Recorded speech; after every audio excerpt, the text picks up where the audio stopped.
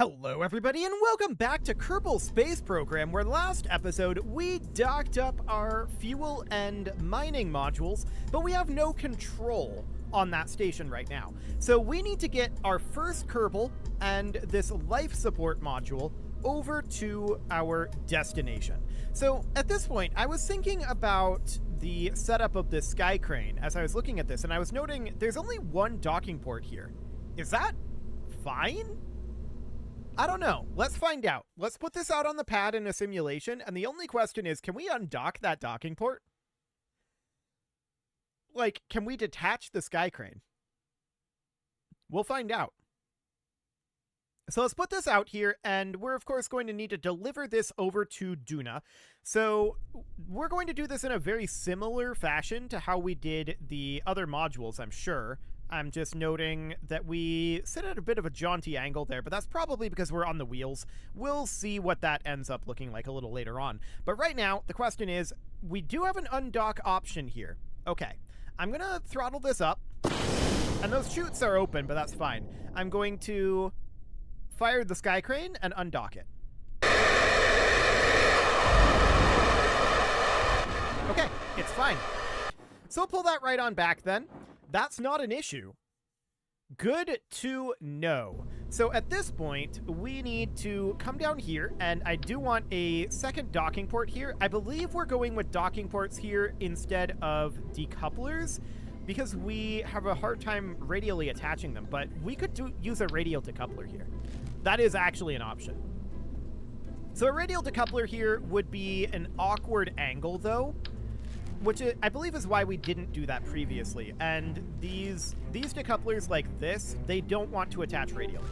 So that's why we're using docking ports here. And the docking ports are probably going to add in some awkwardness. And I just want to move this guy over here. So we're going to need to have our second stage. And we pretty much know what we want that second stage to be, right? We want it to be not that. We want it to be something kind of like this, but this is going to be a pretty extensive second stage as of right now. So this might be a little overkill on this. We'll see. I am going to scratch design this, but it's going to be definitely very similar to what we've built previously. So this one is going to have the Poodle engine, and I'm wondering, with this extra fuel up here, do we think we can get away with not having the extra strap-on tanks? Maybe. If this is at, let's put this over Kerbin, at vacuum, what are we at? 2618 meters per second in this? I mean, that's pretty decent. No doubt about that. Let's just go ahead and move this guy up a little bit. That'll be fine. And of course, this lander can, it's a little awkward, right? But the real sky crane detachment that we're going to do is this. And then this I don't want to fly away. So this flies away. That has a remote guidance unit built into it, but I don't think we need one there because we have this remote guidance unit here. So that seems absolutely fine.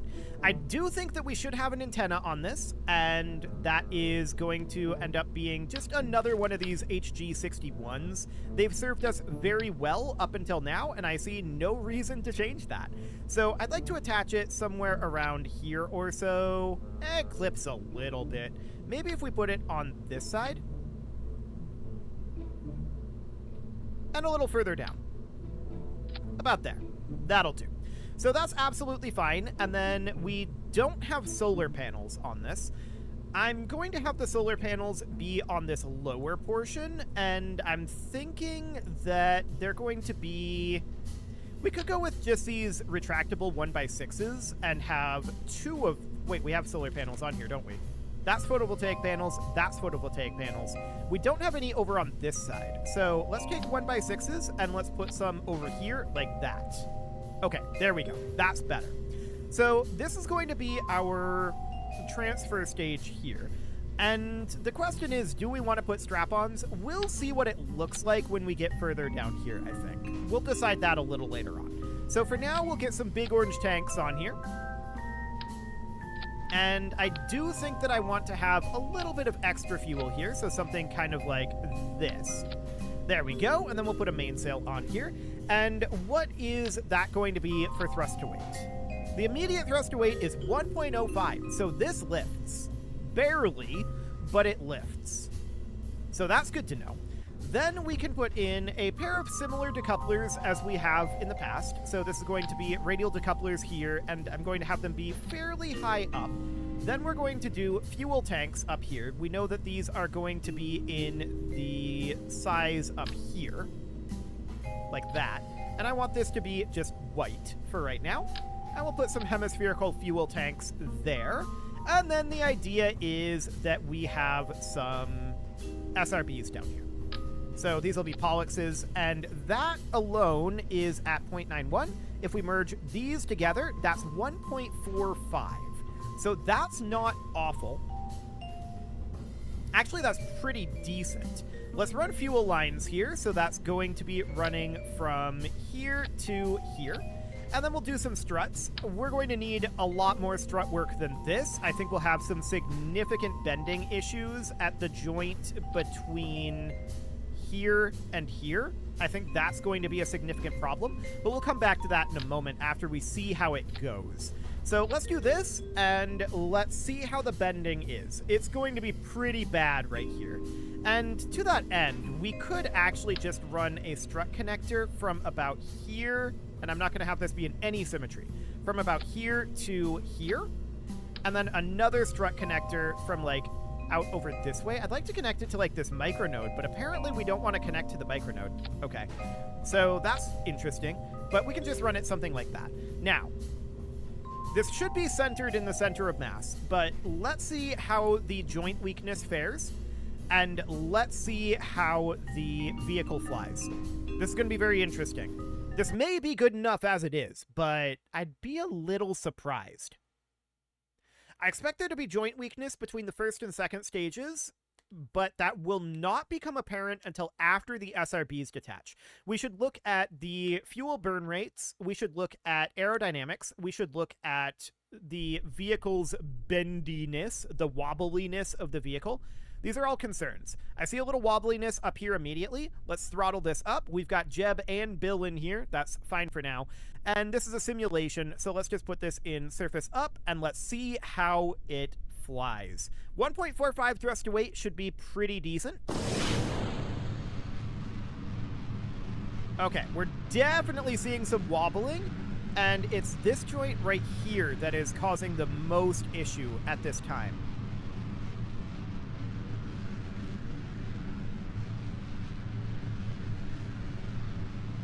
Noted. Struts from here to here would, I think, be viable in fixing that. We've got good fuel drain. I'm happy about that. Our thrust to weight is looking okay. Our overall amount of DV in this is a bit lower than what we've had previously, but we were pretty overkill. And yeah, we can definitely see that we're having joint weakness right here. I'm not terribly surprised about this. But it's actually quasi-okay-ish. Ish. I'm just letting it go for the time being. I want to see what SRB detachment is like. And then I want to... Okay, this is getting increasingly bad. This is quite a bend going on. So this joint is definitely the weakness. There's no doubt about that. We're going to lose attitude just from that joint bending, I think. But we knew that that would likely be a problem.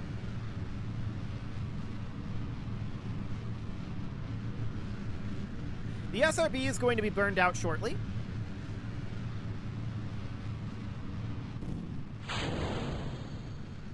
Okay, relatively clean there. But we immediately lose attitude as soon as the SRB is gone, and I'm not surprised about that one.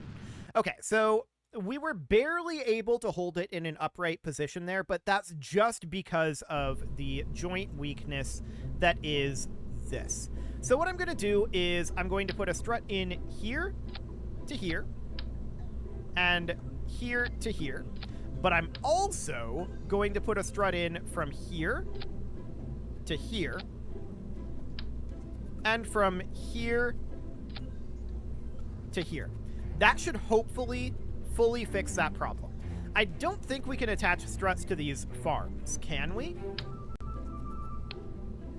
No. Okay. So if we have to, we could attach a strut from here to here, and we could do that all the way around as well. That would add... I have no idea where that strut just went. Okay, that's a missing strut. That's neat. Okay, so I want to duplicate this strut. I want to run it from here, well, from here to here. It went inside these doors, didn't it? Let's open the doors. Yes, there's definitely an excess strut here, but it's actually this one. Okay, so we'll put this right down over here. Ooh, okay, that's interesting. But I want it like that. Okay, so then I'm going to put in a strut here to here. And finally, a strut from here to here. That will very likely solve our bending issues. That adds a lot of rigidity in this area. So that should theoretically be fine. Let's see how this goes in the bendiness. The next question that we have is, how effectively does this get to orbit? And do we feel like we need more SRBs, more side boosters? Or do we feel like we need more fuel in our upper stage? These are questions that I would like to answer with this flight, hopefully. This is still going to be simulated at this time. Let's see how it pops in. Okay, that looked a lot better in this area. I did see some bouncing here. We'll keep an eye on that, but I did not flag that as being a problematic area in the last flight. Let's see how this goes.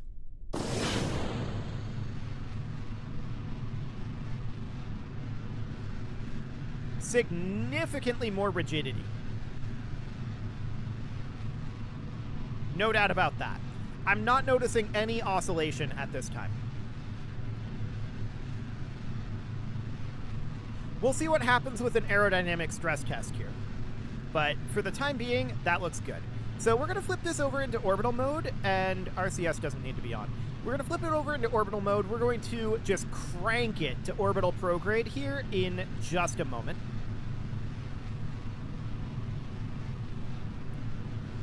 I'm noting that our current amount of DV is increasing. So that's, you know, a little awkward. We're going to take this over to orbital prograde as soon as our apoapsis height hits 10 kilometers. So we're just going to crank it right on over and see what happens. So 9 and 10.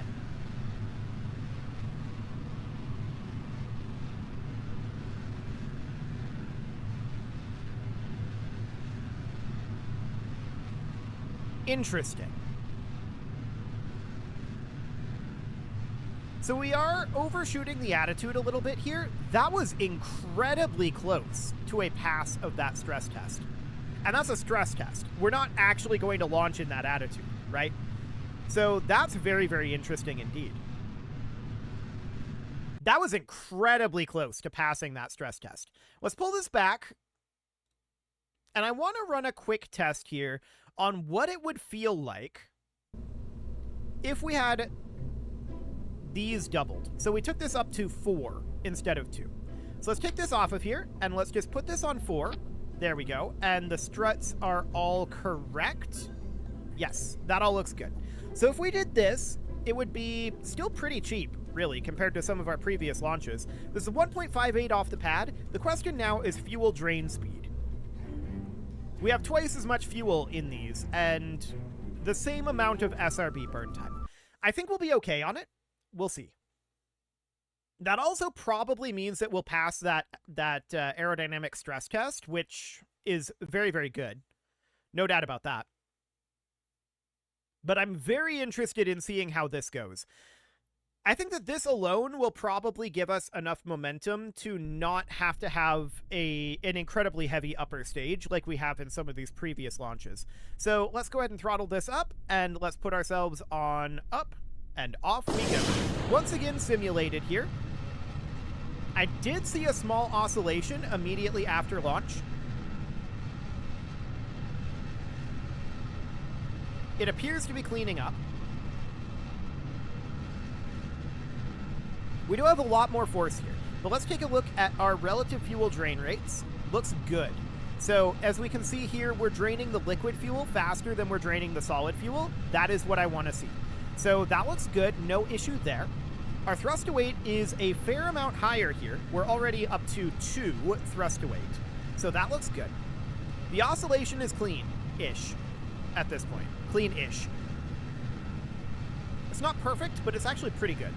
So we'll take this over to prograde as soon as we're at an apoapsis height of 10, and we'll try the aerodynamic stress test. That's 9 and 10, cranking it. We're already moving pretty quickly here. This should...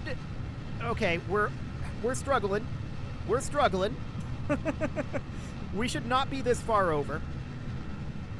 So that's a tumble there. We could fix this probably fairly easily with just fins.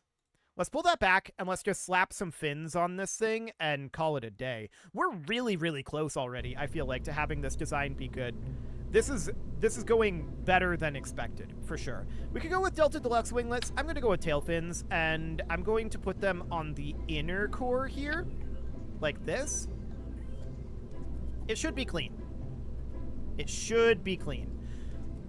Okay, I didn't actually save that. I accidentally clicked on the launch button, but hopefully it'll be fine. If we have to revert it again, I'll save it. If we don't have to revert it again, and if this gets graduated up to a full mission, well, that could be a little spicier. We'll see. For now, I just want to get this thing lifted. This is a lighter payload than some of our other modules, so this should be fine. Of course, we're not going to really be able to do building with this yet, but we should have fully self-sustaining life support, so these Kerbals will be fine, in theory. So we'll go ahead and go to surface up, and off we go. Still had a small oscillation on liftoff, but that's probably just because of the huge kick of those SRBs, right? That would be my expectation. It got under control faster, probably due to the increased control from the tail fin control surfaces. And I don't expect to have problems with detachment blowing into the control fins, because these should kick it out and away in a almost Korolev cross. So that should be reasonably fine there. So now we'll crank this over to orbital prograde at 10 kilometers in an aerodynamic stress test, and we'll see how it goes. Now, this is almost certainly too low for us to actually achieve a proper orbit. We probably don't have enough vertical speed to crank it from here, right? That's understood. We're just checking the aerodynamics. 10 kilometers. Crank it. Oh, yeah. That looks much better.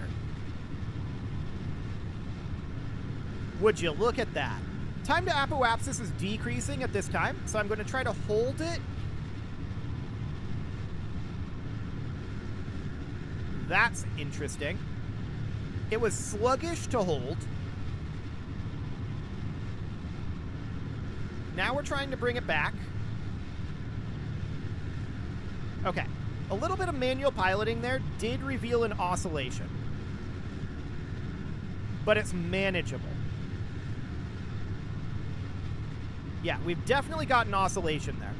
And it looks like our fuel is actually not great. We're going to be carrying a little extra weight for a little bit here. 0.86 thrust to weight. Noted. It's only about 5 seconds of extra burn time. Okay. That's not ideal, but we did have blowback there. That's noted. So that blowback was, of course, because we were in a pretty aggressive attitude. If we pulled this back to vehicle assembly and we dropped a little bit of fuel out of each of those tanks, probably pulling it out of the nose cones here to about here, that might put us in a slightly better position. Yeah, I think it was... I didn't notice how much fuel we had left over when those burned out. I'm going to leave it at maximum, though. It's not a huge amount. So what we can do, instead of cranking it like that, because we don't want to crank it like that. That's not the ascent trajectory we want. We can just go straight up with the SRBs and not have to worry about it. Or we can just go up higher, and we'll be in a thinner atmosphere and hopefully not have the blowback. The other option, of course, is we can do separatrons, which we've done in the past, and they're hugely effective at that. I think that we probably don't need the weight and expense. Let's pull this out to the pad, and let's try this with a gravity turn starting more like 20 kilometers instead of 10. That's a bit more realistic. We'll see what it ends up looking like. I think 20 kilometers is probably much more doable. The air will be a lot thinner when our SRBs detach, and hopefully we won't have that blowback blowing one of our SRB tanks into our main tank like that. That was the issue there. Separatrons would fix that, but I think that we can also fix it by just not having quite that trajectory, right? So put this in surface up, and off we go for another simulated launch. This could very easily be a real launch, though, I think. We'll see if we want to graduate it up, but this could very easily be a real launch.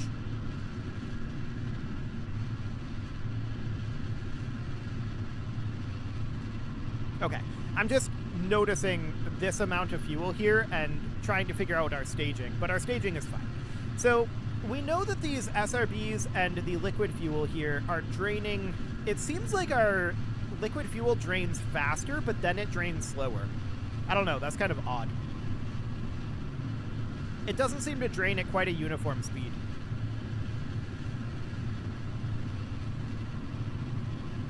But that's okay.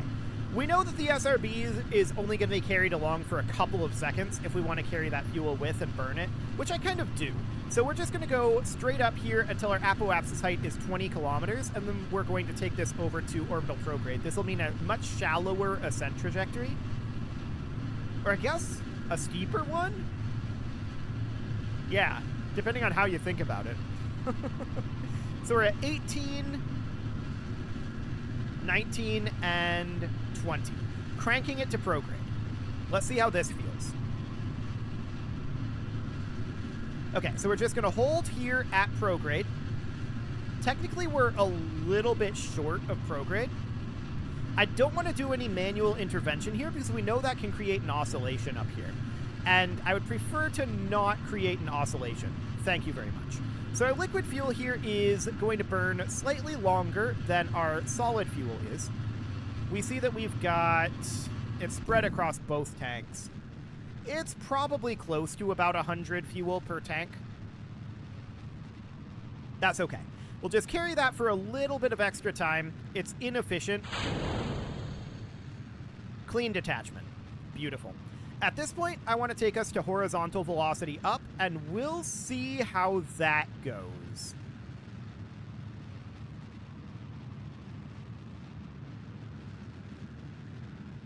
That's fine. That's not an issue. Okay, perfect.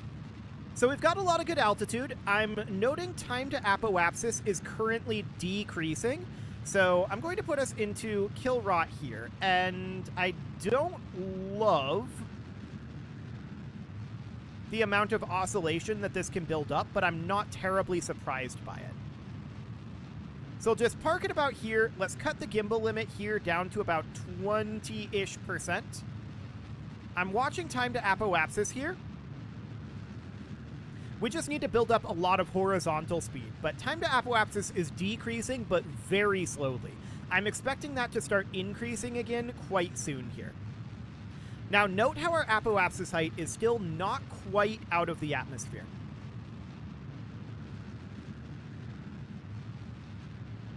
But this is okay. It's now out of the atmosphere. 1 minute, 7 seconds, and holding. 1 minute, 8 seconds. Time to apoapsis is now increasing. We're going to take this to horizontal velocity up shortly. I'm going to burn here, but now we're heading on over. Time to apoapsis is increasing quite a lot at this point, so we're just going to work on getting as much horizontal speed as we can.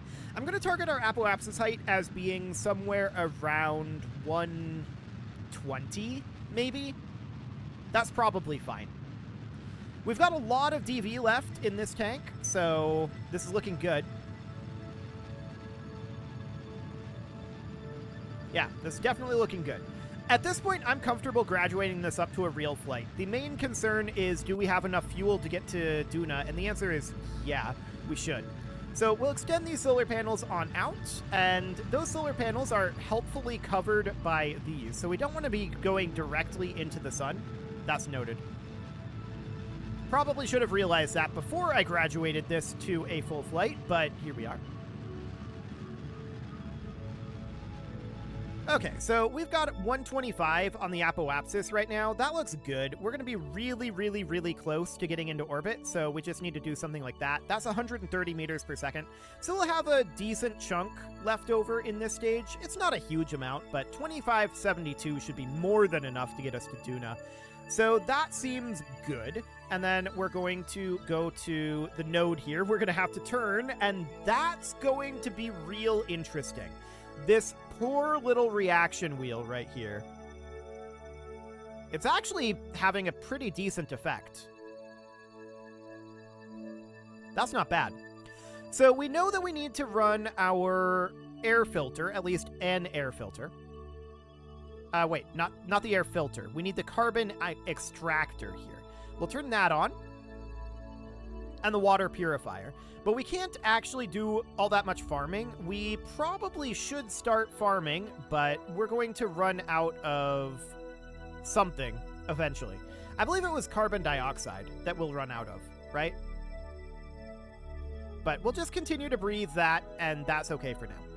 We should have enough food to get there, I think. 242 food is a decent amount of food, but it is time to put a cut in here, so I'm going to go ahead and do that. And next episode, we're going to get Jebediah and Bill over to Duna, and hopefully they'll still have some food when they get there, and hopefully this will be able to generate enough food for 2 of them.